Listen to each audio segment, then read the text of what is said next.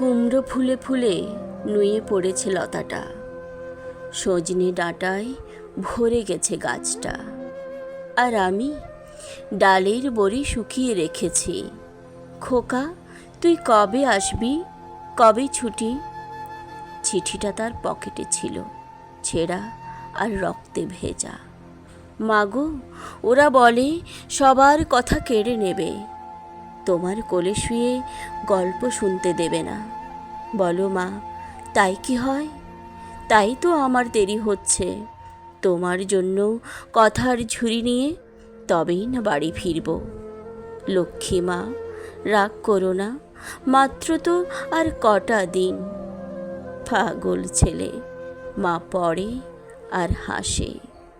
তোর উপরে রাগ করতে পারি? নারকেলের চিড়ে কোটে, উরকি ধানের মুরকি ভাজে, এটা সেটা আরও কত কি। তার খোকা যে বাড়ি ফিরবে, ক্লান্ত খোকা। কুমড়ো ফুল শুকিয়ে গেছে, ছড়ে পড়েছে ডাঁটা, পুঁইলতাটা নেতানো। খোকা এলি? ঝাপসা চোখে মা তাকায় উঠোনে উঠোনে, যেখানে খোকার সব শকুনেরা ব্যবচ্ছেদ করে।